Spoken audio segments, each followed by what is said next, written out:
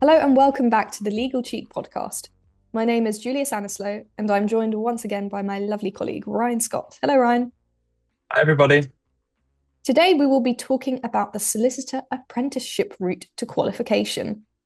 Listeners will know that we talked a little bit about the differences between the SQE and the LPC a few weeks ago, but today we're going to be talking about something rather different.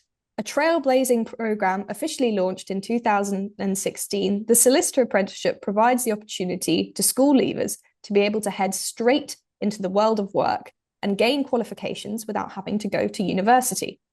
It's been a decade since its introduction, and it has gone from a rather niche side route into the law to being an extremely successful route into the legal profession, which has provided the opportunity to a large number of students to go into becoming a solicitor. Ryan, how does it work and what is it? Yeah, so a solicitor apprenticeship is a 6 year long scheme in which apprentices work for a law firm and study part time alongside this. So they basically earn whilst they learn. So as you say, they don't strictly go to university kind of as a full-time student. They usually work 4 days a week at the law firm and they'll have 1 day a week study leave where they'll study at a partner law school. So something like U Law or BPP or Barbary, for example. It's a 6 year long scheme. After the 6 years, they qualify as a solicitor, just as someone who did a training contract out of university would qualify as well. I just want to break down the kind of different years of the scheme. So from years 1 to 4, they're working towards a law degree, their LLB, their undergraduate law degree part time. So usually 1 day a week, as I say. The salary progresses each year. So year one salaries can go as high as 33K. I think we've got on our most list, and that's for a while. And they progress a little bit each year. The highest year four salary I've seen is in the high 40Ks. So if you start a solicitor apprenticeship at 18 years old, you could be getting paid 33 grand a year. And by the time you're 22 years old, you could be in the high 40Ks. So it's a really generous salary you get. And after that fourth year, you will get your undergraduate law degree. After that, you got years 5 and 6. So what will happen is the apprentices will enter the general trainee solicitor cohort. So you'll be in the cohort with people who have gone to uni for either law or not non-law and done a conversion course, and they're doing the 2 year training contract route. Your salary will go up as well to about 50 to 60K with most London law firms. And after that, you'll also sit your SQE. So you'll be studying part-time now, not for the your law degree. You've already got your law degree. You'll be studying for the SQE, which is solicitor's qualifying exam. Is the exams you need to do after your degree to become a solicitor. After the 6 year, you're a fully qualified lawyer, and you'll come out with a level 7 degree apprenticeship, which is equivalent to a master's degree. So who is solicitor apprenticeships available for? So you've got to apply during sixth form, and they're only available for people who are between 18 and 21. And the entry requirements for some of the top paying firms are kind of just grade requirements of GCSE and A level. The top firms are usually about AAB for A level and 7.6 is at GCSE. I've seen. I haven't seen anything more strict than that, and actually quite a lot of firms are a lot more lenient with the grade requirements to become a solicitor apprentice. But Julia, just want to tell us a little bit why solicitor apprentices kind of boomed out of nowhere. They've exploded in popularity the past couple of years. Yeah, absolutely.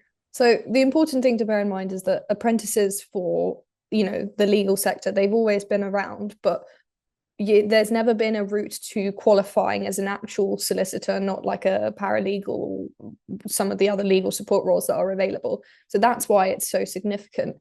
And so in 2017, one of the reasons that this has all been possible, the government introduced what's called the apprenticeship levy, because it's worth bearing in mind that the solicitor apprentices aren't the only kinds of apprentices that are included under this trailblazer apprenticeship route. And the apprenticeship levy is essentially a tax on UK employers with an annual bill exceeding 3 million, which is, most big law firms in the city. And it requires these businesses to contribute 0.5% of their payroll to fund their apprenticeship training. And what this means in practice is that every law firm will be able to claim, or can claim currently, £27,000 per apprentice to go towards exam and training costs. And this is why, as an apprentice, you don't have to fund your SQE, you don't have to fund any prep course, you don't have to fund anything like that. And so this has really significantly incentivized firms to slowly launch solicitor apprenticeship programs. And this has really been reflected in the numbers themselves. So just by way of, illustrating how many firms have joined, We had the official launch in September 2016. We had a few firms picking up on this, namely we had Burgess Salmon, Dentons, and Mayer Brown. These were some of the first big leading law firms to adopt this route. And in recent years, we've seen a number of, Magic Circle firms, Silver Circle firms, big city US firms as well joining the revolution. So most of the Magic Circle has introduced the pathway. We've had A&O in 2022, now A&O Sherman, Linklaters, Slaughter and May, Freshfields in 2025, and even some US firms now. So Weil introduced them in 2024 and White and Case also in 2024. And so you can really see that the city has, adopted apprentices with open arms. They clearly see the value in them. In 2022 and 2023, there were 1,653 apprentices enrolled in these solicitor apprenticeship programs. And when I was speaking to the head of apprenticeships at ULaw, she said that at the beginning, the number of people on their course doing this program was like 3, and that multiplied, up to like 300 currently, who are, people who are studying part-time as part of this. So the program's enjoyed incredible growth, but an important thing to flag is that the thing that's been controversial about them is mostly just questions surrounding funding. So as of January of this year, the government's cut funding for these level 7, as Ryan's mentioned, apprenticeships for learners aged 22 and above, because it's important to bear in mind it wasn't just school leavers who were doing these apprenticeships, but it was also people, who might have just not wanted to, go to university or might have, had some different pathways in life. So all of that funding, that £27,000 per apprentice, is no longer available to those over 22. Small and medium enterprises do retain this funding for those apprentices aged up to 5, and also support for care leavers and new starters is still in place. But this has caused some real uncertainty because I can't remember the exact figures, but there were a lot of apprentices who were above the age of 21 enrolled in these programs. Yeah. Another fun development is that the College of Legal Practice has actually introduced a 4-year solicitor apprenticeship as of last year, which is insane to me because that's already cutting down quite a bit. And I think the way that they've done it is they've trimmed elements of the undergraduate degree sort of content. But yeah, so it's enjoyed incredible growth. And I think there's a number of reasons why, because, it benefits both students, but it also benefits law firms. So I was wondering, Ryan, if you could take us through those. Yeah, just a quick thing. You said small and medium enterprises retain funding up to 5. I think you meant age 25. Yes, I definitely meant age 25. If a 5-year-old is doing a solicitor apprenticeship, I'd be incredibly impressed. That's an incredible grafter if you're age 5 doing that. It but would yeah, be 25.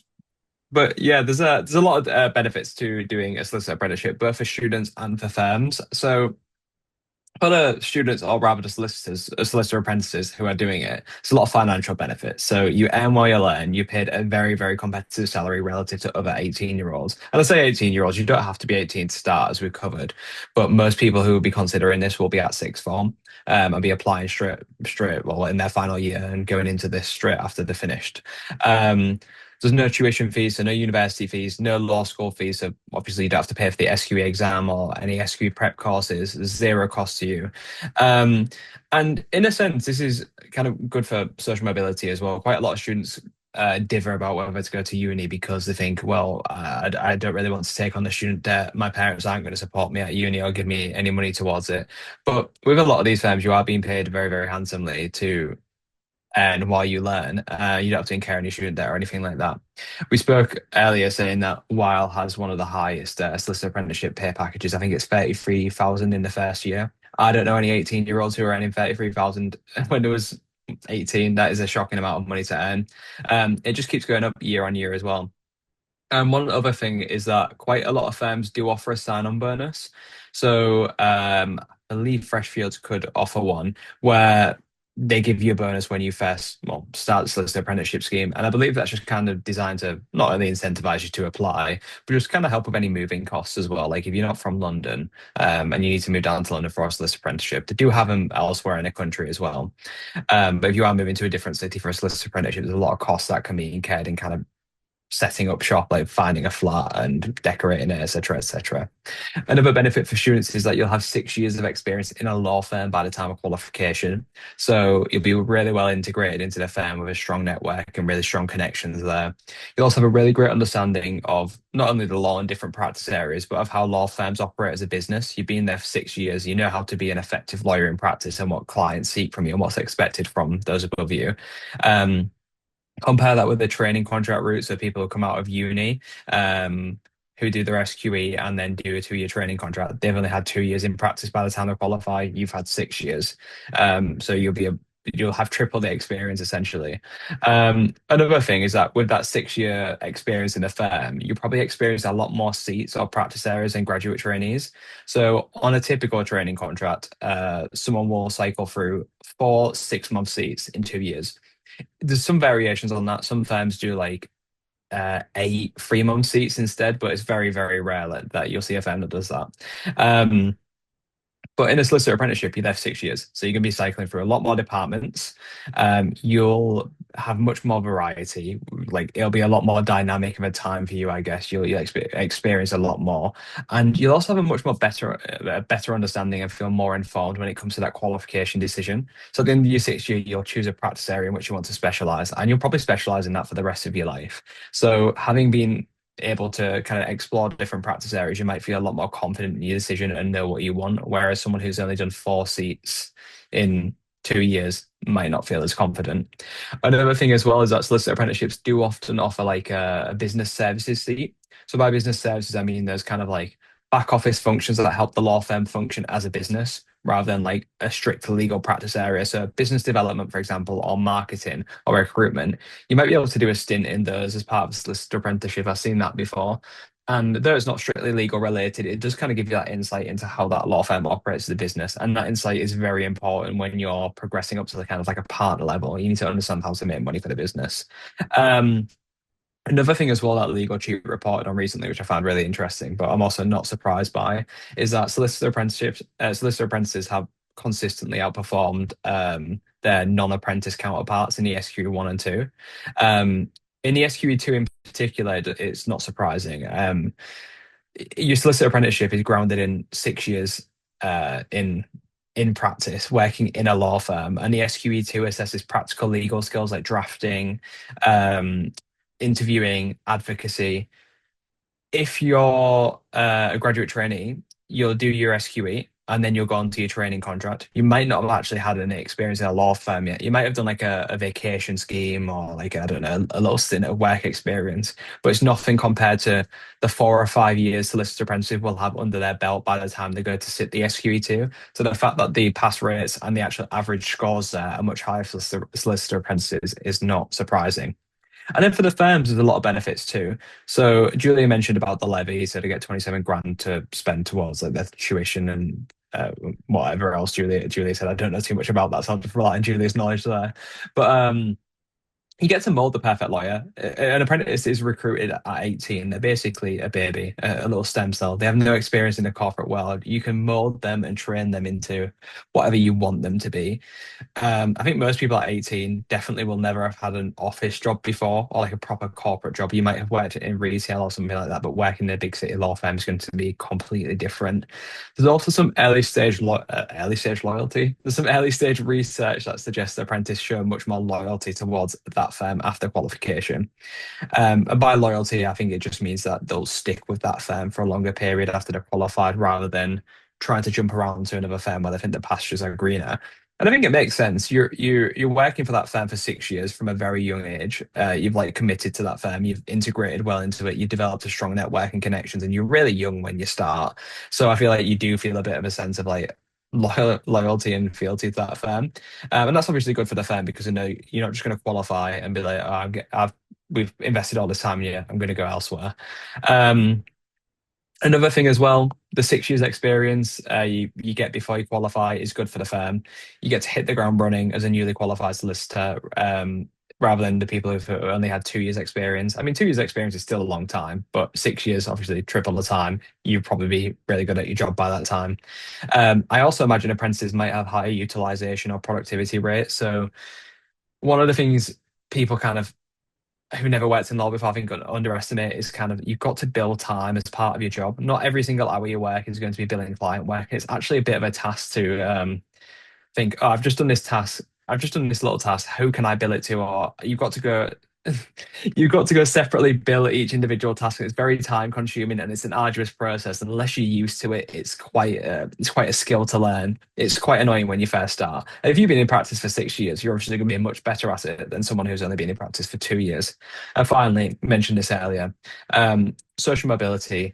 There's improved access to the profession with solicitor apprenticeships. People who felt like university is a barrier or they cannot they obviously can't take on tuition fees or they don't want to. They'll be paid a salary here. Yeah, so Julia, do you want to talk about the disbenefits or the disadvantages of a solicitor apprentice? Yeah, of course. I think one key thing to bear in mind is that all of these benefits that Ryan has talked about, I think they are much more impactful than the drawbacks I'm about to mention. And the drawbacks are really only related to sort of personal circumstances on the one hand, and also the relative newness of the program itself. So, on the one hand, as Ryan said, you're coming into this law firm as an 18-year-old potentially, if you're considering this route out of sixth form as an alternative to university. And that demands a level of maturity that I think most of us at age 18 just simply don't have. Not saying that, there are 18-year-olds out there who aren't intelligent, who aren't, hardworking, but I don't think that's the thing that's going to make you successful as an apprentice. And having spoken to some people who like lead the apprenticeship program at ULaw, what they see is that those who are successful on this route are those who are completely and utterly comfortable walking into a really high level professional environment. Like imagine walking into Freshfields at age 18, terrifying, and not being scared to open their mouth, not being scared to talk and be confident. And one of the things that university can do for people is develop that skill. And so, if you're not totally comfortable with that sort of exposure, then maybe it's not necessarily going to be the route for you. It's not that it's a drawback, it's more that it's something to bear in mind. Another thing that this will require from you is exceptional organization. If you're at university as an 18-year-old, you can roll out of bed at 11, do some of your lectures, like depending on where you are, you still need to work hard, but there's less of that structure. When you're at a law firm and you're also juggling your university work 1 day a week, you need to be organized. And that is really stressful if you're not used to that sort of thing. There's no room for sort of dropping the ball in the way that people might do at uni. I know I myself, if I had gone into a law firm at 18, I would have been completely stressed out the entire time. And even if you are organized and even if you are mature and confident, that sort of an environment, it can place some strain on you. You're talking to real clients, maybe. You're dealing with sort of problems that are, in the real world, in the sense that they might have a material effect on the business of the firm that you're working at. So the pressure is higher. And the pressure of also performing professionally whilst juggling, maybe some SQE prep by the end of it, or just your degree work, essentially, or your like prep work at ULaw or at BPP or whatever, that can be really stressful. So it's a kind of program that requires you to like really know yourself. And on the other hand, and well, also not going to university is something that people, is a trade-off that some people might not want to make. University is a lot more than just developing employability skills or learning your degree. It's an experience that lots of people value the potential of, and even if it might be expensive, I think lots of people wouldn't be necessarily willing to give that up. On the other hand, sort of from the perspective of it being still relatively new, loads of these programs are really competitive. I mean, if you look at the solicitor apprenticeship most list on Legal Cheek, there are around 43 firms on that list that offer apprenticeships. This isn't every single firm in the country, it just tends to be the slightly larger ones. And most firms only really offer 7 places a year. Double-digit solicitor apprenticeship cohorts are really rare. I think DWF is an outlier, they have 21, but they have a lot of everything, they're just big.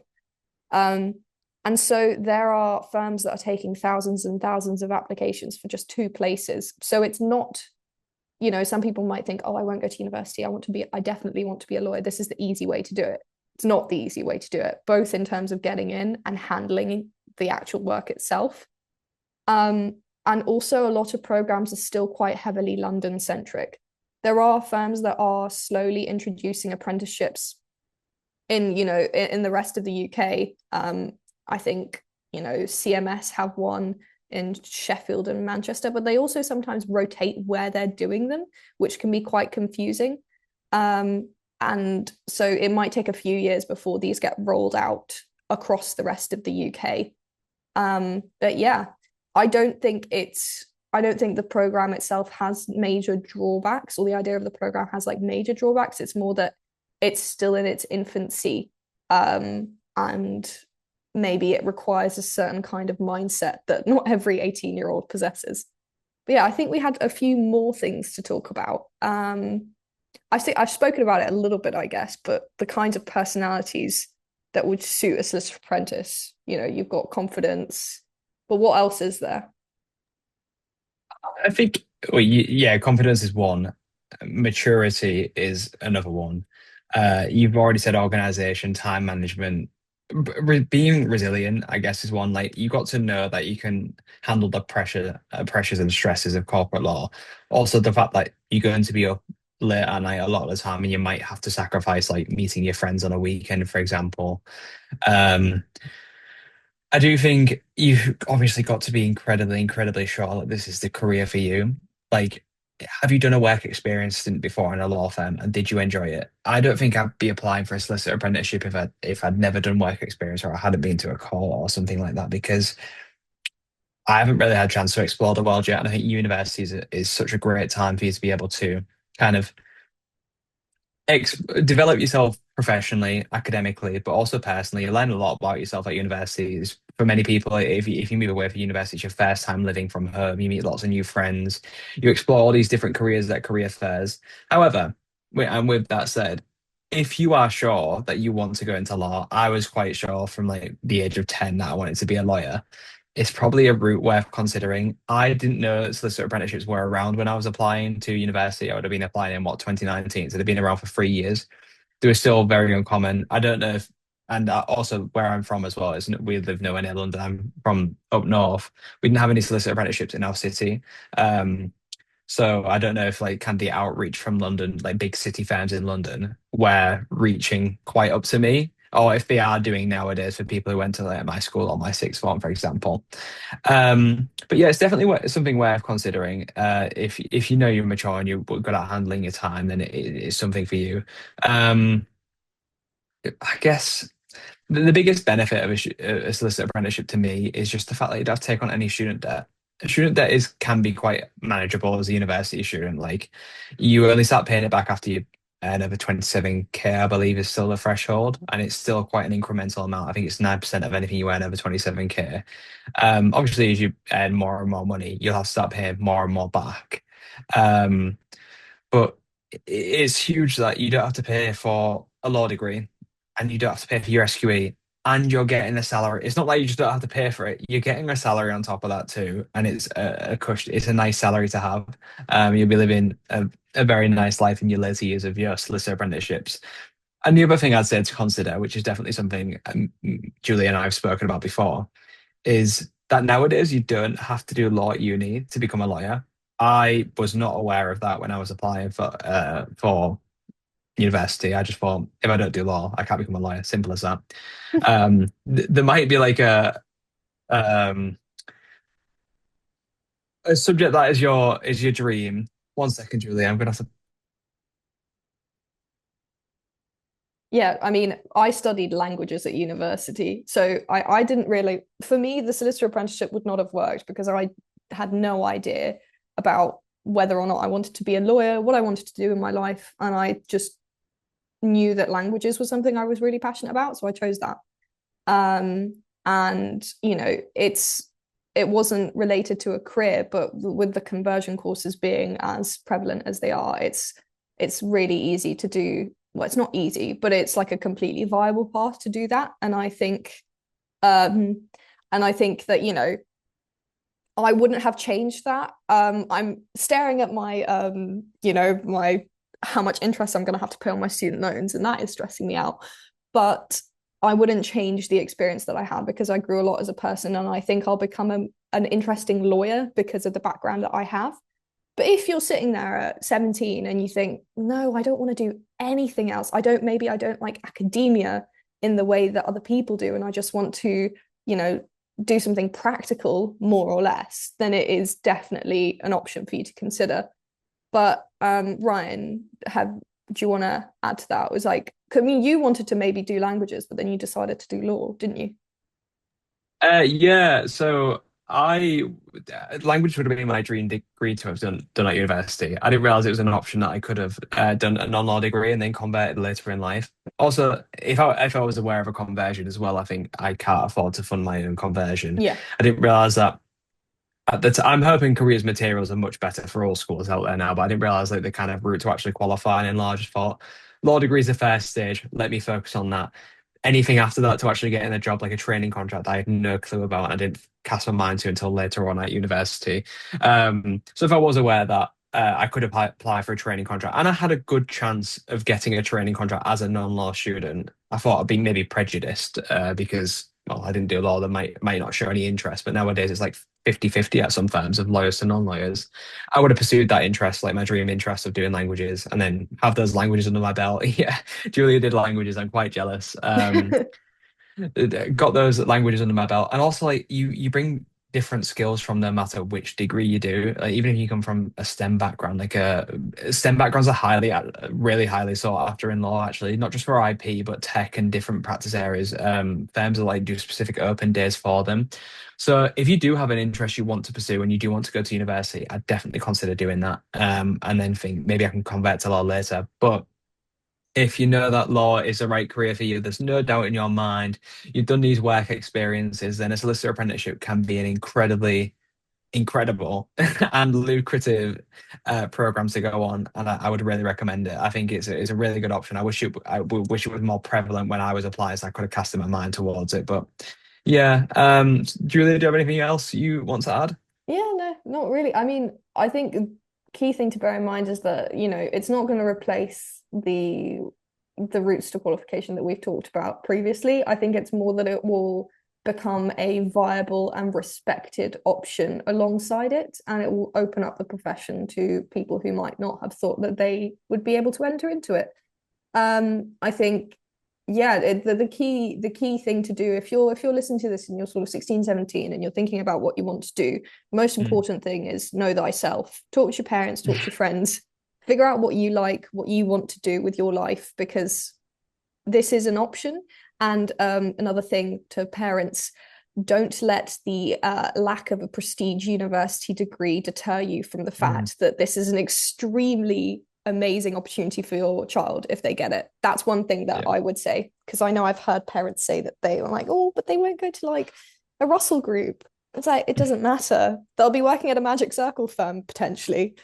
Prestige is not lacking in this area. But yeah, consider it. It's worth I it. think as well, you said 16, 17-year-olds, if you're already listening to this, you're probably already far ahead of the curve, or at You're least locked where I in. was. Yeah, you are seriously on top of it. If you've got all these career options in your mind and you're really thinking about them, perhaps you are the type of person who does have that kind of like maturity, confidence, Yeah. certainty on a career, everything kind of in place to be like, I actually do want to enter this world. I know for me that wasn't the case at 18. Do I feel bad about it? No, I'm really glad I went to uni. But there's people out there who probably listen to this that think, you know what, this is the career for me. I want to start earning an income ASAP, start making my way up the corporate ladder. I know this is the career for me. I have no doubts in my mind. Pursue it. Have a look Yeah. into it. Send out your applications. And also, one thing I have dogged on a little bit in so far is that, and it'll be the last thing I mention, Yeah. is that the university experience is really fun. You have a good time. It can also just be as equally stressful, depending on where you go and like how much work you have to do and the degree you do, etc., etc. But every solicitor apprenticeship I have spoken to, has kind of, I say reassured me, like I'm the one applying for it, has told me that they do have a lot of fun outside of work, and like they bond really well with the solicitor apprenticeship cohort, and the firm just give them a lot of money towards going to like events and like social things, and there's clubs that the firms are at, and these firms are also massive as well. And I think they realize that these are 18-year-olds coming into our firm. We want to make sure that yes, they are making money for us, but also that they're having a good time, and we're kind of acclimating them into this new environment rather than just throwing them at the deep end. They're Yeah. very cautious of that. They want to make you a good lawyer. So they're not just gonna be like, okay, here's the biggest case you've ever seen in your life, a £2 million claim. God, Draft that an is that the SPA. biggest is that the biggest number the biggest number I came up with there is 2 million. That's not that Yeah. much. That's a £2 million claim. You're dealing with it by yourself. Go run No, your they due understand. diligence. Boom. Yeah. No. That they know the limitations of your knowledge as soon as you step in the door, and they know that you won't be quite, well, you're not going to be at the level of a newly qualified solicitor. They'll give you work that is suited to you. And also, these solicitor apprenticeships have been in place for 10 years now, started in 2016.